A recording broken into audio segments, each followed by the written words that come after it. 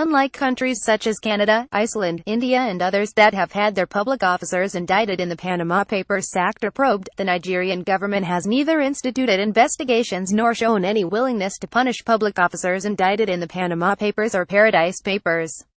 In April of last year, a massive list of persons hiding funds in small states in order to evade taxes in their home countries was leaked to newswires across the globe. In Iceland, angry citizens took over the streets barely hours after it was revealed that their Prime Minister, Sigmundur Davíð Gunnlaugsson, was implicated in the Panama Papers for tax evasion. They demanded his resignation and the dissolution of the parliament he led. He resigned only 2 hours after the news of his financial crimes broke. The 41-year-old Mr. Gunnlaugsson was perhaps the first casualty of the weight of exposure made possible through decades of information contained in the pages of the Panama Papers. Apart from the Icelandic Prime Minister who resigned, over 100 tax cases were reviewed and 46 cases of potential cases of tax evasion were referred to prosecutors in Iceland. In Canada, 85 Canadians identified in the Panama Papers leak were investigated for tax evasion, the Canada Revenue Agency (CRA) revealed at the time. CRA spokesperson Jellica Zadaro confirmed that the CRA will ensure that all Canadian taxpayers identified from the Panama Papers are pursued. The same fate that befell Mr. Gunnlaugsson visited Armenia's top bailiff Murat Poghossian and Spain's Minister for Industry and Tourism, José Manuel Soria, head of a state-owned bank in Austria, Hypo Holandese Bank Vorarlberg, and Uruguayan lawyer and member of FIFA's Ethics Committee, Juan Pedro Damiani. These top public officials all resigned from their positions consequent upon the Panama Papers tax evasion scandal. Other countries and government establishments also launched investigations into the offshore dealings of their citizens and staff named in the paper. According to the International Consortium for Investigative Journalism (ICIJ), at least 150 inquiries, audits or investigations into Panama Papers revelations have been announced in 79 countries around the world. These actions by different governments have led to the realization of over $110 million worth of unpaid taxes. Financial Review, on September 6, 2016, reported that the Australian Federal Police seized 170 kilograms of silver bullion and coins worth $150,000. The seizure came about through deliberately scrutinizing the contents and following trails from the Panama Papers. Through the daunting revelations made by ICIJ and the other media partners that poured into the Panama Papers, India launched what is considered till date as the country's largest tax fraud investigation. 7 months after the Panama Papers were published, the probe into alleged tax violations by Indians named in the Global Expose has become the largest offshore inquiry initiated in the country. So far, 415 Indians are under scrutiny as part of the Panama Papers probe, Indian Express reported on November 15, 2016. Governments of many countries mentioned in the Panama leak used the report to recover taxes. In Colombia and Slovenia, over $80 million and $1 million were recouped, respectively.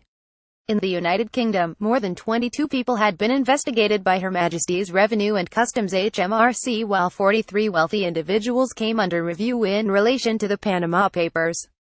Rob Palmer, the campaign leader on money laundering at the anti-corruption organization Global Witness, put it in perspective when he said, "It's really important that you go after the pinstripe army of bankers, accountants and lawyers that make all of this tax evasion stuff possible."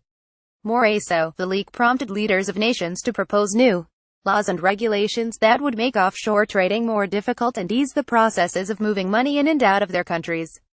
A few weeks after the leak, the Barack Obama U.S. government, for example, unveiled a series of new regulations to crack down on illicit offshore financial transactions. The ICIJ also said, in October, following revelations from the Panama Papers, that some former and current government officials held offshore companies. Mongolia's parliament debated a bill to penalize politicians and public servants who do not declare offshore financial interests. Serious governments also studied the Panama Papers and were able to detect organized crimes and other criminalities. Law enforcement agencies in Europe were able to trace 116 projects on Islamic terrorism, for instance. Europol's head of financial intelligence, Simon Ryandet, said, "The main point here is that we can link companies from the Panama Papers leak not only with economic crimes like money laundering but also with terrorism, organized crime groups, drug trafficking, human trafficking, illegal immigration, and cybercrime." Uproars around Paradise Papers. The leak of the 1.4 terabyte financial data dubbed the Paradise Papers has elicited various reactions from some of the countries that have been mentioned in the leak so far. U.S. Congress has been buzzing with demands to look into the allegations in the Paradise Papers. Calls are being made on the country's legislature to investigate multinationals, financial institutions and members of President Donald Trump's administration to discover whether they have been involved in tax evasion schemes. Senator Bernie Sanders, former U.S. presidential hopeful, called for the U.S. Senate to investigate offshore tax evasion following the revelations of the Paradise Papers. Mr. Sanders has also demanded that the U.S. Senate Budget Committee look into the extent to which offshore tax evasion has burdened the U.S. debt profile. The Paradise Papers reveal how corporations, billionaires and senior officials in the Trump administration use complicated financial maneuvers to hide their income from the Internal Revenue Service, Mr. Sanders wrote in a letter to the Senate Budget Committee. There have been cries for an inquiry into Commerce Secretary Wilbur Ross' business dealings that are linked to Vladimir Putin's son-in-law. Pressure has been mounting on Mr. Ross to sever his business ties with the Kremlin's inner circle, since they were revealed in the Paradise Papers. A few days after the leak made news, Forbes reported that it had taken Mr. Ross off its list of the 400 wealthiest Americans. The magazine was not clear on why it made the decision, but the announcement was made only 2 days after Mr. Ross' name was linked to the Russians. Furthermore, Mr. Ross has declared that he would sell his shares in the shipping company that earns millions of dollars from an energy company whose key owners include Russian President Vladimir Putin's son-in-law and 2 Russian oligarchies. In addition to the growing call for probes in the U.S., Justin Trudeau, the Canadian Prime Minister, also said all Canadians named in the Paradise Paper would be investigated. In Nigeria, it's business as usual. Many countries whose citizens and public officials were named either in the Panama or Paradise Papers have launched series of investigations against those indicted. While some have improved on their tax policies, others have called out and forced some of their leaders to resign. However, the Nigerian government has remained silent. It has not shown any will to either investigate the allegations or punish anyone who has been indicted. In the Panama exposure, it was reported that about 110 wealthy Nigerian elites and companies were involved in the tax scandal. On the inglorious list was Senate President Bukola Saraki and his wife, Senator David Mark, Senator Andy Uba, Senator David Umaru, and Senator Ibrahim Gobir, among other prominent Nigerians. Despite the call from pressure groups for the government to investigate those indicted in the offshore tax evasion deals, 19 months later, there have been no consequences. In August 2016, the presidency, speaking through the Code of Conduct Bureau, claimed that it had started investigation of present and past government officials linked to this scandal. But 1 year and 7 months later, there have been no convictions or exonerations. The same pattern has begun to take shape with the recent leak of the Paradise Papers. Again, the Nigerian government has paid no more than lip service to the revelations made by the leak. While financial experts and lawyers have come out to say that tax avoidance is not a crime, they have also agreed that it is an offense to evade tax. Also, the Nigerian constitution mandates public officials to disclose their properties, and anything contrary is regarded as violation of the law. The Senate president has been found wanton in this regard. Reports by Premium Times showed that about 4 companies listed in the Panama Papers and 2 in the Paradise Papers were not disclosed by the Senate president while declaring his assets as governor of Kwara State and as Senate president of Nigeria.